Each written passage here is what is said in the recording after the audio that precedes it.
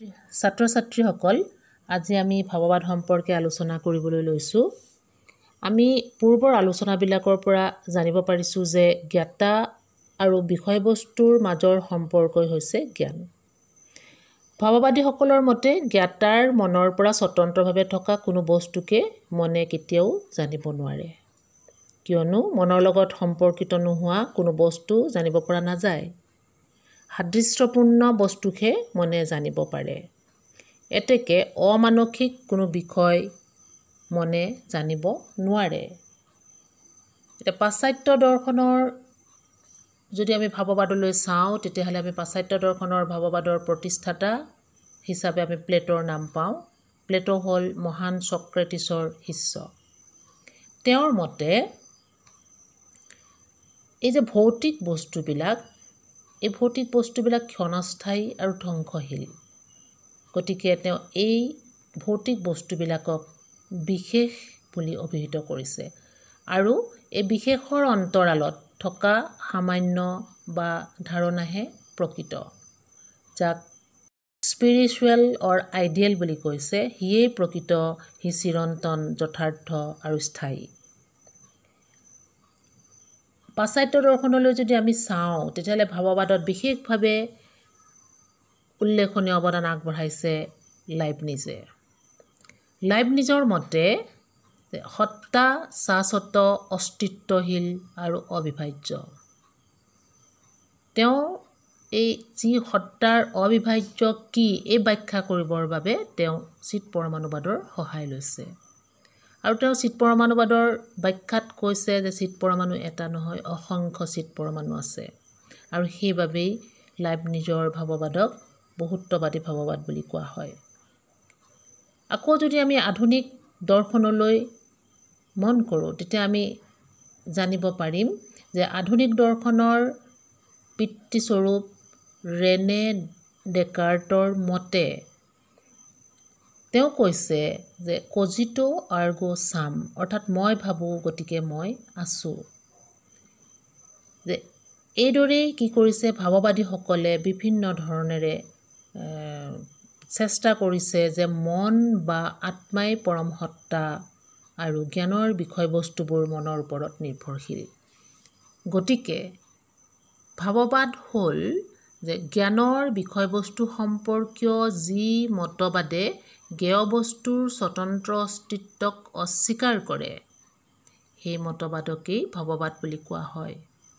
ভাৱবাদৰ মতে জ্ঞেয় বস্তুবোৰ জ্ঞাতাৰ মনৰ ওপৰত নিৰ্ভৰশীল আৰু এই বিষয়বস্তুবিলাক স্বতন্ত্ৰভাৱে থাকিব নোৱাৰে। যে মনৰ পৰা স্বতন্ত্ৰভাৱে কোনো ভৌতিক বস্তু বা বিষয়বস্তু থাকিব নোৱাৰে, কাৰণ মনত আমাৰ ধাৰণা থাকে আৰু এই ধাৰণাৰ দ্বাৰাহে আমাৰ জ্ঞানৰ জন্ম হয়। গতিকে ভাৱবাদ হ'ল বাস্তৱবাদৰ সম্পূৰ্ণ এটা বিপৰীত মতবাদ, যে বাস্তৱবাদে জ্ঞেয় বস্তুৰ অস্তিত্বক অস্বীকাৰ, স্বতন্ত্ৰ অস্তিত্বক অস্বীকাৰ কৰে। গতিকে ভাৱবাদৰ যদি আমি এই সংজ্ঞাটো বিশ্লেষণ কৰি চাওঁ, তেতিয়াহ'লে আমি ভাৱবাদৰ কিছুমান বৈশিষ্ট্য দেখা পাওঁ। ভাৱবাদৰ বৈশিষ্ট্য বুলি ক'বলৈ যাওঁতে প্ৰথমতে আমি পাম জ্ঞেয় বস্তুবোৰ জ্ঞাতাৰ মনৰ ওপৰত নিৰ্ভৰশীল, অৰ্থাৎ জ্ঞেয় বস্তুবিলাকৰ স্বতন্ত্ৰ অস্তিত্ব নাই। জ্ঞেয় বস্তুবিলাকে নিজৰ অস্তিত্বৰ বাবে জ্ঞাতাৰ মনৰ ওপৰত নিৰ্ভৰশীল হ'ব লগা হয়। দ্বিতীয়তে জ্ঞাতা আৰু জ্ঞেয়ৰ সম্পৰ্ক পৰোক্ষ সম্পৰ্ক, অৰ্থাৎ জ্ঞাতাই জ্ঞেয় বস্তুক বা বস্তুটোক বা বিষয়বস্তুটোক পোনপটীয়াকৈ জানিব নোৱাৰে, কাৰণ বস্তুৰ বা বিষয়বস্তুৰ কোনো নিজস্ব বা স্বতন্ত্ৰ অস্তিত্ব নাই। সেইবাবে জ্ঞাতাই মনৰ ধাৰণাৰ জৰিয়তেহে বস্তু এটাক জানিব পাৰে। তৃতীয়তে অমানসিক কোনো বস্তুক জ্ঞাতাই বা মনে জানিব নোৱাৰে। যি বস্তুৰ অৰ্থাৎ অস্তিত্ব নাই, অমানসিক, নহয়নে? অস্তিত্ব যেতিয়া মনত ধাৰণাত নাথাকে, মনৰ ধাৰণাত নাথাকে, তাৰ অস্তিত্বও থাকিব নোৱাৰে। গতিকে সেই অস্তিত্ব নথকা বস্তুটোৰ যিহেতু ধাৰণা নাই, গতিকে অমানসিক কোনো বস্তুৱেই জ্ঞাতাই জানিব নোৱাৰে। কাৰণ ধাৰণা থাকে মনত, মন থাকে জ্ঞাতাৰ লগতহে মন থাকে। গতিকে জ্ঞাতাৰ লগত যেতিয়া ধাৰণা নাই, বস্তুটোকো জ্ঞাতাই জানিব নোৱাৰে। চতুৰ্থতে, ভাৱবাদৰ মতে মন অথবা আত্মাই পৰম সত্তা আৰু সকলো বস্তু মানসিক। এইখিনিতে আমি ডেকাৰ্টৰ কথা আকৌ উল্লেখ কৰিব লাগিব। কাৰণ ডেকাৰ্টে কি কৈছিল? যে মই ভাবোঁ, গতিকে মই আছোঁ। অৰ্থাৎ মোৰ অস্তিত্বক প্ৰতিপন্ন কৰিবলৈ মই যে ভাবিব পাৰিছোঁ, এইটোৱেই যথেষ্ট। কিন্তু এই জড় বস্তুবিলাকে বা জ্ঞেয় বস্তুবিলাকে, প্লেটৰ যি বিশেষ সেই বস্তুবিলাক যিহেতু ক্ষণস্থায়ী, সেইবিলাকৰ কোনো ধাৰণা নাই। গতিকে সেইবিলাকৰ অস্তিত্ব থাকিব নোৱাৰে। সেইবাবে ভাৱবাদীসকলৰ মতে কি মন অথবা আত্মাই পৰম সত্তা আৰু সকলো বস্তু মানসিক। ভাৱবাদক আকৌ কি কৰা হৈছে? দুটা ভাগত ভাগ কৰা হৈছে। এটা হৈছে আত্মগত ভাৱবাদ আৰু আনটো হৈছে বস্তুগত ভাৱবাদ। আত্মগত ভাৱবাদৰ প্ৰতিষ্ঠাতা হৈছে ব্ৰিটিছ দাৰ্শনিক জৰ্জ বাৰ্কলি। জৰ্জ বাৰ্কলিৰ মতে যে তেওঁ কি কৈছে? ধাৰণাকহে আমি কেৱল জানিব পাৰোঁ, ধাৰণাৰ বাহিৰে কোনো বিষয়বস্তুৰ অস্তিত্ব থাকিব নোৱাৰে। গতিকে জৰ্জ বাৰ্কলিৰ ভাৱবাদ হৈছে লকৰ বৈজ্ঞানিক বাস্তৱবাদৰ পৰিণতি। আত্মগত ভাৱবাদৰ মতে ধাৰণাকহে কেৱল জানিব পাৰি অথবা ধাৰণাৰহে বাস্তৱতা আছে। প্ৰত্যক্ষকাৰীৰ মনৰ পৰা স্বতন্ত্ৰভাৱে প্ৰকৃতি জগতৰ অস্তিত্ব নাই। অৰ্থাৎ বাহ্য জগতৰ অস্তিত্বক আত্মগত ভাৱবাদে অস্বীকাৰ কৰিছে। এই বস্তুৰ অস্তিত্বৰ বিষয়ে ক'বলৈ গৈ জৰ্জ বাৰ্কলিয়ে কৈছে যে এছে ইষ্ট পাৰ্চিপি। তেওঁ জ্ঞেয় বস্তুৰ অস্তিত্বৰ প্ৰমাণ কৰিবলৈ বা প্ৰতিপন্ন কৰিবলৈ এছে ইষ্ট পাৰ্চিপি বুলি মন্তব্য কৰিছে। অৰ্থাৎ এছে ইষ্ট পাৰ্চিপিৰ অৰ্থ হ'ল যে যি প্ৰত্যক্ষৰ বিষয় নহয়, তাৰ কেতিয়াও অস্তিত্ব আছে বুলি ক'ব পৰা নাযায়। এছে ইষ্ট পাৰ্চিপিৰ অৰ্থ হৈছে অস্তিত্ব প্ৰত্যক্ষ নিৰ্ভৰ। অৰ্থাৎ কোনো বস্তুৰ যেতিয়ালৈকে প্ৰত্যক্ষগোচৰ নহয়, তেতিয়ালৈকে তাৰ অস্তিত্ব থাকিব নোৱাৰে। গতিকে প্ৰত্যক্ষ আকৌ আমি ধাৰণাৰ জৰিয়তেহে প্ৰত্যক্ষ কৰিব পাৰোঁ। গতিকে জৰ্জ বাৰ্কলিৰ মতে যে কোনো বস্তুৰ অস্তিত্ব তেতিয়াহে প্ৰতিপন্ন হ'ব যেতিয়া সেই বস্তুটো প্ৰত্যক্ষিত হ'ব। আৰু সেই প্ৰত্যক্ষিত হওঁতেও তাত কেৱল ধাৰণা বা প্ৰত্যয়হে থাকিব। গতিকে লকে যি মুখ্য গুণ আৰু গৌণ গুণৰ কথা বা পাৰ্থক্য দেখুৱাইছিল বৈজ্ঞানিক বাস্তৱবাদত, তাক বাৰ্কলিয়ে খণ্ডন কৰিছে। এতিয়া মুখ্য গুণ আৰু গৌণ গুণক বাৰ্কলিয়ে কিদৰে খণ্ডন কৰিছে তাক আমি চাওঁচোন। প্ৰথমেই লকৰ মুখ্য গুণ আৰু গৌণ গুণৰ পাৰ্থক্যক বাৰ্কলিয়ে অমনোবৈজ্ঞানিক বুলি অভিহিত কৰিছে। তেওঁৰ মতে যে লকে মুখ্য গুণ আৰু গৌণ গুণৰ যি ভিত্তিত পাৰ্থক্য দেখুৱাইছে, সেই ভিত্তিত আমি গৌণ গুণক মুখ্য গুণ আৰু মুখ্য গুণক গৌণ গুণ বোলাৰ থল আছে। লকে গৌণ গুণবিলাকক পৰিৱৰ্তনশীল আৰু ব্যক্তিভেদে ভিন্ন বুলি অভিহিত কৰিছে। ঠিক তেনেকৈ মুখ্য গুণসমূহো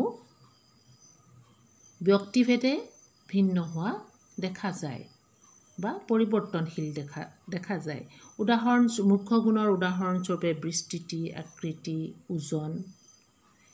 ওজন কোনো মানুহৰ বাবে 10 কেজি ওজনৰ বস্তুটো কোনো মানুহৰ কাৰণে ধৰা পাতল হ'ব পাৰে, কোনো মানুহৰ কাৰণে গধুৰ হ'ব পাৰে। গতিকে সেই মুখ্য গুণৰ ক্ষেত্ৰতো ভিন্নতা দেখা পোৱা যায়।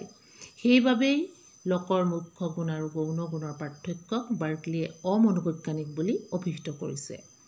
বাৰ্কলিৰ মতে গৌণ গুণৰ দৰে মুখ্য গুণসমূহ পৰিৱৰ্তনশীল আৰু ব্যক্তিভেদে অৱস্থাভেদে ভিন্ন। তৃতীয়তে, মুখ্য গুণ আৰু গৌণ গুণবোৰক পৃথকে পৃথকে প্ৰত্যক্ষ কৰিব পৰা নাযায়।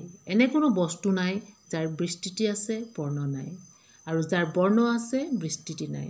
অৰ্থাৎ মুখ্য গুণ আৰু গৌণ গুণক আমি পৃথকে পৃথকে প্ৰত্যক্ষ কৰিব নোৱাৰোঁ। আমি গৌণ গুণেই হওক বা মুখ্য গুণেই হওক, দুয়োটাকে আমি একেলগেহে প্ৰত্যক্ষ কৰিব পাৰোঁ। এতিয়া আমি যদি আত্মগত ভাৱবাদৰ সংজ্ঞাটোক বিশ্লেষণ কৰি চাওঁ, তেতিয়াহ'লে আমি আত্মগত ভাৱবাদৰ কিছুমান বৈশিষ্ট্য দেখা পাওঁ। গতিকে আত্মগত ভাৱবাদৰ বৈশিষ্ট্যবোৰ হৈছে, প্ৰথমেই আত্মগত ভাৱবাদৰ মতে এই বিশ্বজগতত মন আৰু মনৰ ধাৰণাসমূহৰহে অস্তিত্ব আছে। দ্বিতীয়তে, ধাৰণাৰ সমষ্টিয়েই হৈছে বস্তু, অৰ্থাৎ বিষয়বস্তু বা জ্ঞেয় বস্তু। তৃতীয়তে, বস্তুৰ অস্তিত্ব প্ৰত্যক্ষৰ ওপৰত নিৰ্ভৰ কৰে। চতুৰ্থতে, ধাৰণাক যিহেতু প্ৰত্যক্ষ কৰা যায়, গতিকে ধাৰণাৰহে অস্তিত্ব আছে। ধাৰণা থাকে মনত, গতিকে ধাৰণাক স্বীকাৰ কৰিলে ধাৰণাৰ আধাৰ ৰূপে মনৰ অস্তিত্বক স্বীকাৰ কৰিব লাগিব। এতিয়া যদি আমি আত্মগত ভাৱবাদৰ এই বিষয়সমূহ চাওঁ, তেতিয়াহ'লে আমি দেখা পাম যে আত্মগত ভাৱবাদৰ বিশেষ কিছুমান আমি ত্ৰুটি দেখা পাম, নহয়নে? যে এই আত্মগত ভাৱবাদত যে বাৰ্কলিয়ে কেৱল কি কৈছে, জগতৰ ভিতৰত মন আছে বুলি ভবাতকৈ মনৰ ভিতৰতহে জগত আছে, এই কথাটো বাৰ্কলিয়ে সমালোচনাৰ সন্মুখীন হৈছে। গতিকে আত্মগত ভাৱবাদৰ সমালোচনাসমূহ হৈছে যে, প্ৰথমেই বস্তুৰ অস্তিত্ব আৰু বস্তুৰ জ্ঞান এই দুটাৰ মাজত পাৰ্থক্য আছে। কিয়নো বস্তুৰ অস্তিত্ব থাকিলেহে বস্তু প্ৰত্যক্ষিত হ'ব। গতিকে বস্তুৰ অস্তিত্ব প্ৰত্যক্ষৰ ওপৰত নিৰ্ভৰশীল নহয়। প্ৰথমতে সি অস্তিত্বশীল হ'ব লাগিব, তাৰ পিছতহে ই প্ৰত্যক্ষিত হ'ব। গতিকে বস্তুৰ অস্তিত্ব আৰু বস্তুৰ জ্ঞান এই দুটাৰ মাজত পাৰ্থক্য আছে। দ্বিতীয়তে, বাৰ্কলিয়ে সংবেদন আৰু সংবেদনৰ বিষয়বস্তুৰ পাৰ্থক্যক অস্বীকাৰ কৰিছে। কিন্তু এই দুয়োটাৰ মাজত পাৰ্থক্য অস্বীকাৰ কৰিব নোৱাৰি। সংবেদন আৰু সংবেদনৰ বস্তু পাৰ্থক্যক অস্বীকাৰ কৰিলে সংবেদন মানসিক যে ক্ৰিয়া, নহয়নে? মানসিক ক্ৰিয়া, গতিকে মন ব্যতিৰেকে সংবেদন ক্ৰিয়া হ'ব নোৱাৰে। কিন্তু সংবেদনৰ বিষয়বস্তু মনৰ বাহিৰত থাকিব নোৱাৰে, এনে উক্তিৰ কোনো যুক্তিযুক্ততা নাই। তৃতীয়তে, আত্মগত ভাৱবাদে বস্তুৰ অস্তিত্বৰ ধাৰাবাহিকতা, স্থিতি আৰু ঐক্যৰ ব্যাখ্যা দিব পৰা নাই বা নোৱাৰে। প্ৰত্যক্ষ কৰিলেই যদি বস্তুৰ অস্তিত্ব থাকে আৰু প্ৰত্যক্ষৰ বশীভূত হ'লেই যদি ই অস্তিত্বশূন্য হৈ যায়, তেনেহ'লে যিবোৰ কিতাপ আমি পঢ়ি আছোঁ, নহয়নে, বা আমি যিবোৰ লিখি আছোঁ, নহয়নে, এইবোৰ মই প্ৰত্যক্ষ নকৰিলেই তাৰ পৰা নাইকিয়া হৈ যাব নেকি? এই ধাৰাবাহিকতাটো বা ঐক্যৰ কোনো ব্যাখ্যা দিব পৰা নাই। চতুৰ্থতে, যদি সকলো বস্তুৱেই ব্যক্তি মনৰ ধাৰণা হয়, তেনেহ'লে ব্যক্তিগত মন আৰু ব্যক্তিৰ ধাৰণাৰ বাহিৰে ই একো থাকিব নোৱাৰে। ফলত বাৰ্কলিৰ আত্মগত ভাৱবাদ আত্মকেন্দ্ৰিকতাবাদত অৰ্থাৎ চলিপচিজমত পৰিণত হ'ব। এইখিনি আলোচনা কৰি আমি এইখিনিতে সামৰণি মাৰিছোঁ। ধন্যবাদ।